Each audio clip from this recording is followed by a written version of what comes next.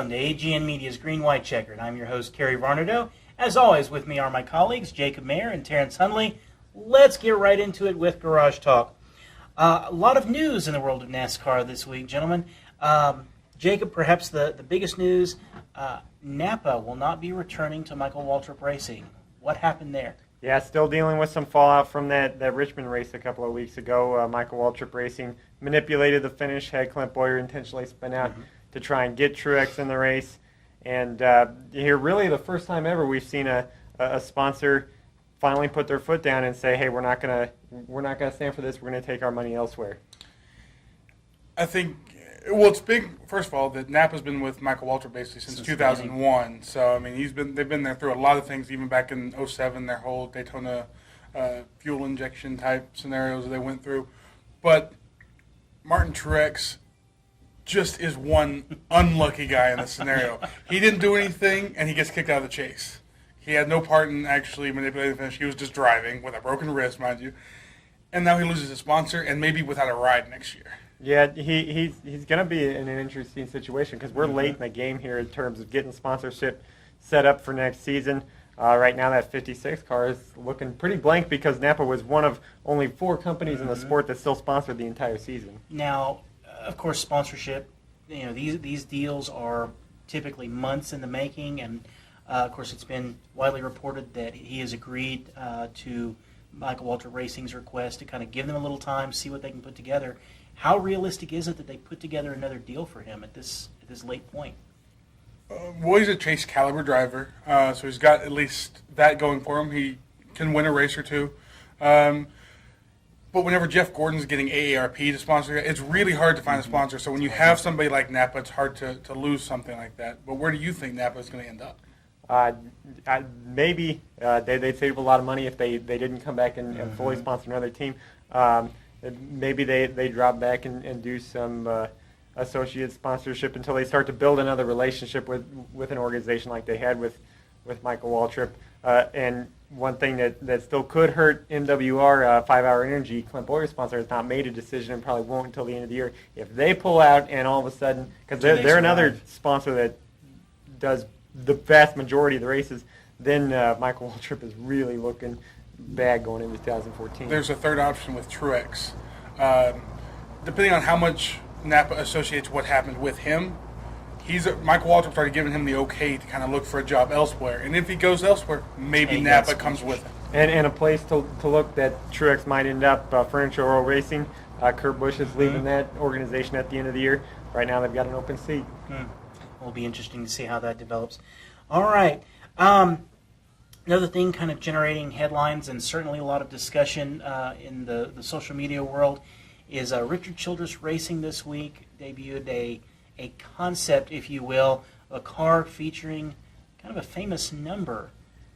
Terrence, what number was that?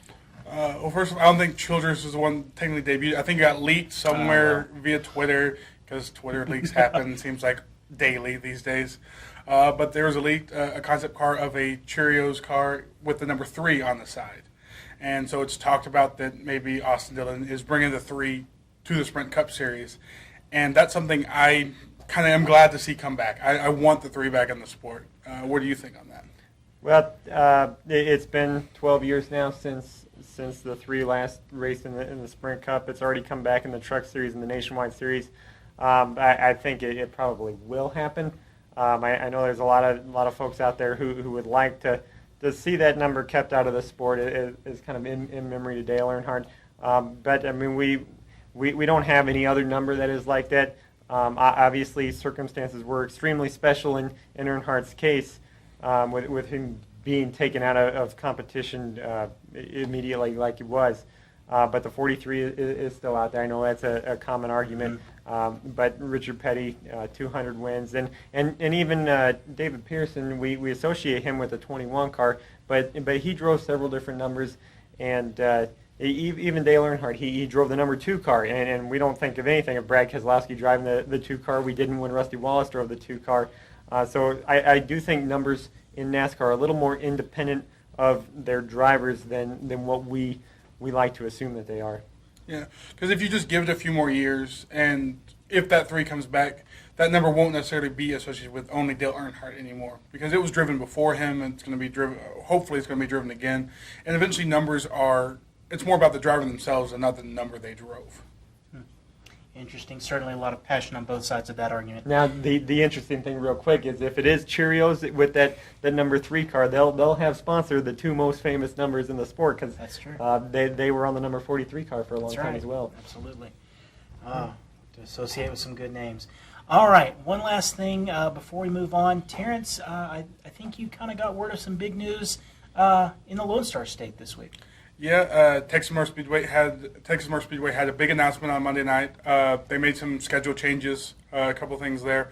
But their big news is they're announcing a big HD video board to kind of compete with Jerry World over there in Arlington.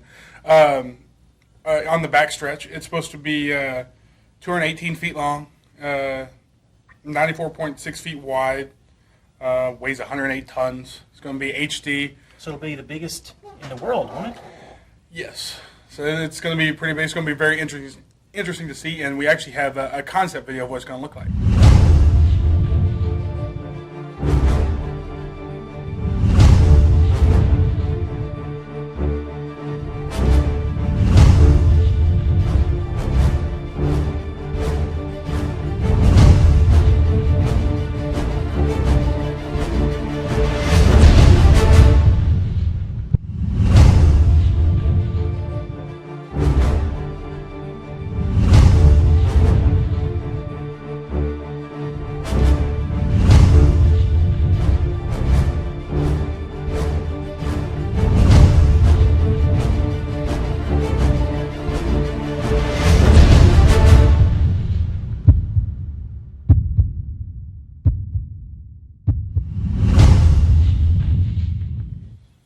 Wow, that is certainly going to be interesting to see.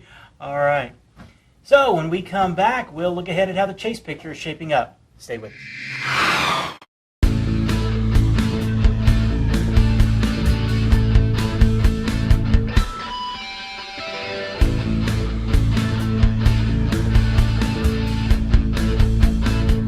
Welcome back. It's time for Pace Laps, brought to you by Route 66 Motor Speedway. Jacob, we've had 2 races down in the chase, and Matt Kenseth's making quite a statement here, winning again in New Hampshire. Yeah, 2 races and same top 2 finishers in each race. Joe Gibbs Racing's Kenseth and Kyle Busch really looking strong right now, and them, along with usual suspect Jimmy Johnson, have kind of separated themselves from the pack now with about a 20-point lead over down to 4th place Carl Edwards, separating those top 3. I would like to point out that the top 2 finishers in each race were the 2 guys we picked to win the chase. So at least so far so good for our chase picks. Mm-hmm. Dover, Monster Miles, always tough, hard to race at. That exit out of turn 2 can catch even the best drivers sleeping at times.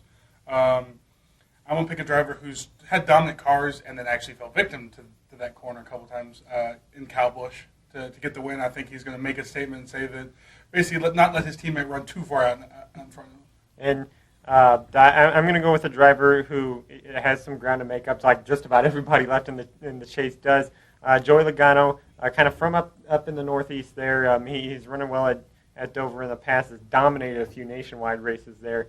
I think he's going to get the win and start to be the first guy to kind of make his move back towards the front, because I don't think that it's going to be a 3-man show between Kenseth, Busch, and Johnson here through the rest of the chase. I think there's still going to be some guys get back into that championship discussion. But for that to happen, Matt Kenseth has to screw up. And at this point, Matt Kenseth is acting like Jimmy Johnson a few years ago. It got chase time, and now he just keeps winning races. So that's going to be hard to do. We got Talladega yet. Absolutely. All right, we'll look at local racing action when we come back.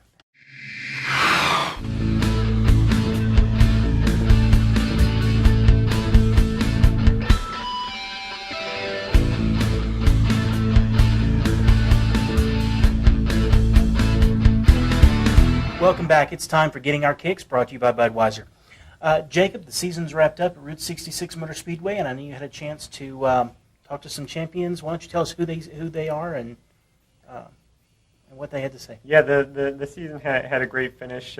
Actually, 4 of the 6 champions in their classes won the final main event to close out the season. So there's a reason they are the champions. In the sprint car class, we had Derek Drown as the champion. Modifieds, we had Jeremy Gossett. Limited modifieds, Brock Hall. Street stock, Shane Elliott won again. Michael Johnson won his 3rd straight Cyclone Championship, and Logan Robertson won the pony stock. And I had a chance to catch up with a couple of them. I spoke with Derek and Jeremy after the races on Saturday. Right, congratulations on winning the title this year. How did that feel? It feels good. You know, we started out here in '99, and then 2000 we won a championship, and then went on the road. Thought we was the big fish, but we weren't. So we're back, just having a good time. And how would you describe what this year has been like for you racing out here? It's been we've had a great year. My car owner gives me anything I need, and we try some different motors, setups, and everything's been really, really good. Stayed out of trouble, and really didn't tear anything up except for some tires, but that's about it. Yeah. And how rewarding is it to win the championship? It's really, really, really, really good because, you know, I live here and just all my fans and family and everybody gets to come out and watch. It's nice just being at home. Congratulations on winning the championship. How's that feel? Man, it feels awesome. I've raced this is my 10th year, and I never won a championship before. I got close, but never have won, so it's really cool, especially for my dad to run second. That's really neat. Yeah. And could you just describe a little bit what this year has been like for you? It started off really good. Cars was really fast the first year, and struggled at the middle, and kind of struggled towards the end also. But I don't know. It was really, really consistent. I've only had like 2 nights outside the top 5, so that's always good. And didn't tear up a bunch of stuff, so I had a pretty good money year. So it was all pretty good. This is the first championship. Okay. First one. So how special was that to go and get that trophy tonight? Man, that was really cool, especially to have my 2-year-old daughter with me, and she was excited, and that's a cool deal for me, definitely. All right, that's great, Jacob. That's all we have for this week. Want to remind everybody to tune in next week. We'll talk to some more of our Route 66 champions. Until next week, everybody have fun, stay safe, and keep racing.